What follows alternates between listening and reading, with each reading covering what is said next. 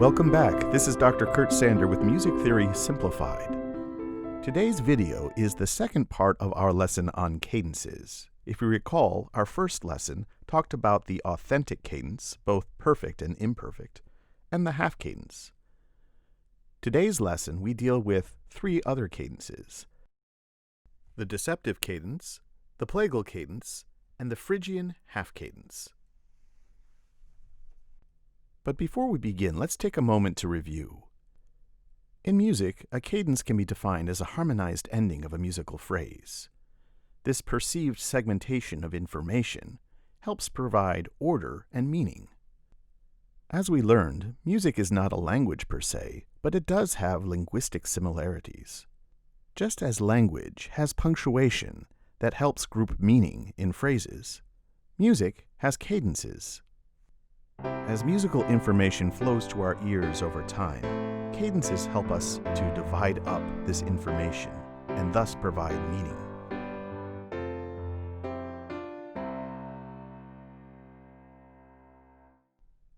We spent the last lesson looking at the important authentic cadence, which can be defined as a 5 to a 1. We also looked at the half cadence, which is a phrase that ends on the dominant or 5 chord. But there are other cadences that are important as well. Let's start by looking at a cadence that we call the Deceptive cadence. Some theorists prefer to call this an interrupted cadence. The authentic 5 to 1 progression is interrupted through the use of a 6 chord, which shares some of the same pitches as the tonic. Deceptive cadences often occur with melodies that end on the tonic. In the well-known song Happy Birthday, the melody ends with the second to first scale degree. We can harmonize this with a perfect authentic cadence.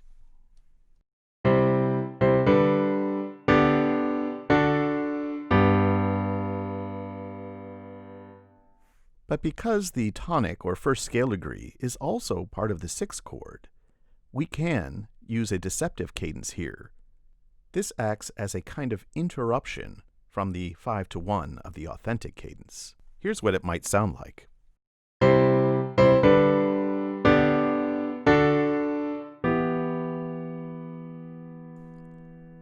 Any music student would tell you, though, that you can't end a song this way. So when we have a deceptive or interrupted cadence, there's usually a phrase that follows it with a perfect authentic cadence.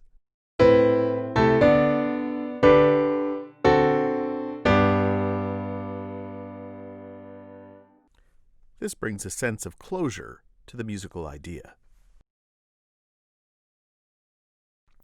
Composers and songwriters often use the deceptive cadence to create an unexpected harmonic turn to a very conventional melodic idea.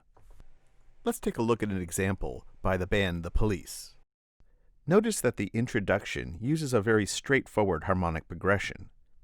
The final 2 chords of the phrase show an authentic cadence.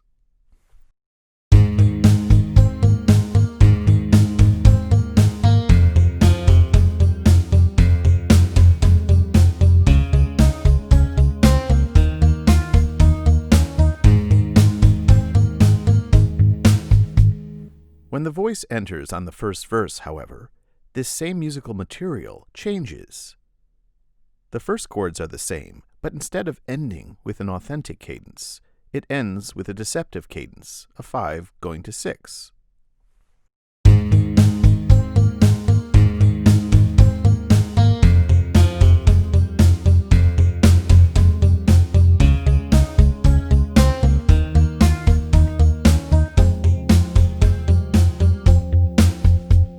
Notice how this one minor change, the use of a 6 chord, changes the feeling or the expectations of this phrase ending. In classical music, deceptive cadences are abundant. One of the more famous examples is the Ave Maria by the composer Franz Schubert. The genius behind this song is that the composer begins and ends the piece with the same musical phrase.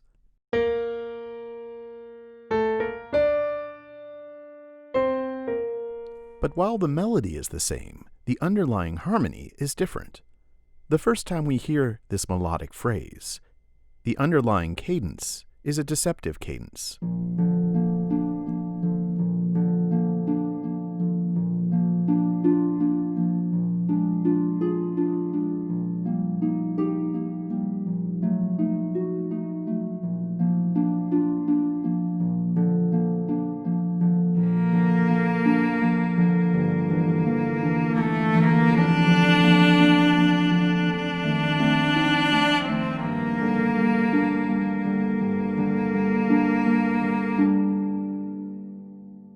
At the end of the piece, the composer returns to this musical idea, but instead of a deceptive cadence, he uses a perfect authentic cadence.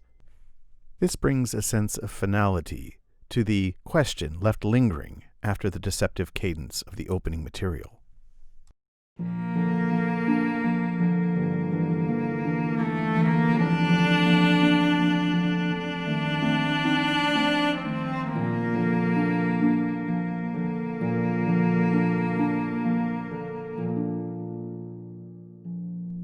Because the 1 and the 6 chord have 2 notes in common, we can think of the deceptive cadence as using the 6 chord as a tonic substitute. This is an important thing to keep in mind when part writing the deceptive cadence. Let's take a look at how best to write this. Going back to earlier lessons, you'd be tempted to look at this progression and want to write an S progression formula, where 2 voices move by step and 1 by third in contrary motion.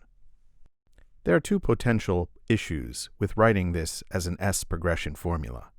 The first is that if we understand the 6 chord to be a tonic substitute, we can see that the leading tone in the S formula does not resolve up to the tonic. We can also see that in minor mode, because of the raised leading tone, writing an S progression formula here would cause an augmented second. In order to make the deceptive cadence sound like a convincing substitute for a tonic authentic cadence, we need to make sure that the leading tone is resolved from 7th to the 8th scale degree. When done correctly, you should see parallel thirds between the bass and the voice that's singing the leading tone. This is the first critical step to writing a good deceptive progression. The remaining voices in the deceptive cadence move contrary to the bass, 1 by step and 1 by third. If done correctly, you should find that the 6th chord in the deceptive cadence will have a doubled third. This is a normal consequence of resolving the leading tone up and avoiding parallel motion in the 2 remaining voices. Here's another example in a different voicing. Notice the tenor has the leading tone, and it resolves up in parallel thirds with the bass. The 2 remaining voices move contrary to the bass, 1 by step and 1 by third. When finished, you should have 2 thirds on the 6th chord. It makes sense that you would have 2 thirds because the third of the 6th chord is the tonic, and since this is a tonic substitute, it emphasizes the tonic sound of this deceptive progression. Now let's move on to the next cadence in this lesson, the Plagal cadence. The Plagal cadence is often referred to as the Amen cadence because of its appearance at many older Protestant hymns. It's characterized when the end of the phrase goes from a 4 to a 1, or the subdominant to the tonic. But the Plagal cadence is so much more than just a tacked-on ending. It seems to convey an element of sincerity that creates a nice alternative to the strength of the authentic cadence.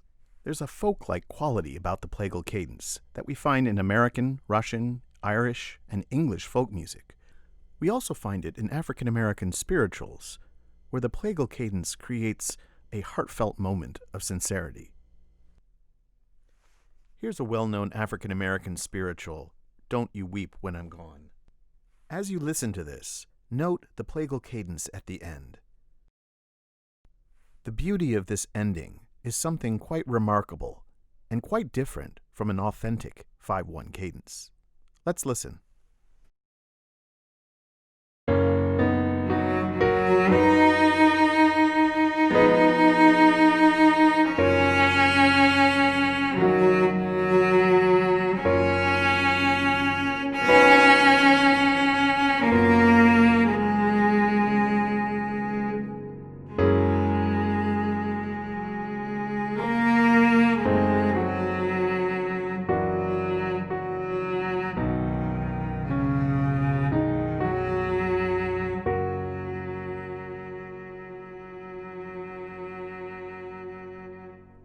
Writing a plagal cadence is a fairly simple thing. Because the 4 and the 1 are related by fourth or fifth, you simply follow the F1 formula, 2 voices move by step and 1 by common tone. Here are 3 different plagal cadences. Note the melodic variation in the soprano line in each example.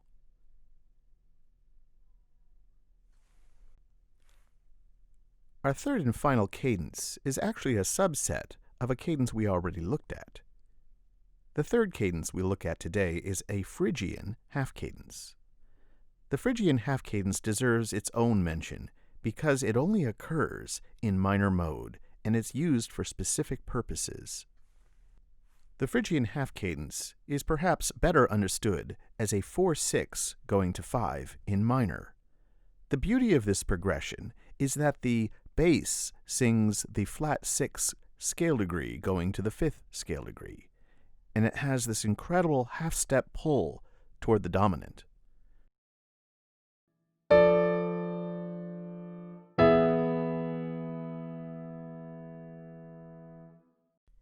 Here's an example by the composer Clara Schumann. Note the Phrygian cadence at the end of this example. Here, the flat 6 scale degree, B flat, moves to the A in the final measure to create that half-step pull toward the dominant. Let's listen.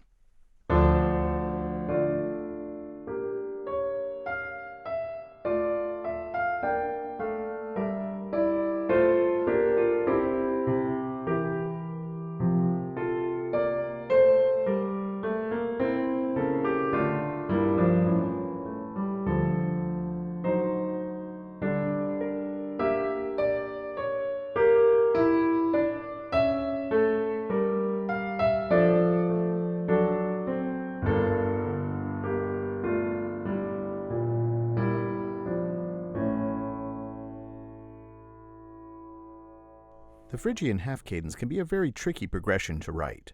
There are a few things to remember. First, always approach the leading tone from above. Second, double the root or the 5th, but never the 3rd of the 4-6 chord. Third, be on the lookout for potential parallel 5ths. Let's look at some examples where these rules have not been followed, and we can see the consequences. In this example, you can see that we have approached the leading tone from above in the alto voice. However, we neglected to spot the parallel 5ths that occur between the soprano and the tenor voices. In such cases, by simply switching the voicing of the chord, we can create parallel 4ths rather than parallel 5ths. Parallel 4ths are not objectionable. In this example, we've approached the leading tone from above, and we avoided parallel 5ths. However, note the direct 5ths that occur between the bass and the soprano voice. Remember that a direct 5th occurs when the outer voices move to a 5th and the soprano moves by leap in the same direction. By simply changing the voices, you can correct the problem. Here we have a correctly written Phrygian half cadence. Note that we've approached the leading tone from above, and we've avoided any direct 5ths or parallel 5ths. Well, we've come down to the end of our lesson today. I hope you've learned a lot about cadences and how they're used. Remember, in music, cadences are like punctuation marks. They help us make sense of larger musical ideas. For now, this is Dr. Sander with Music Theory Simplified, reminding you always to keep it simple.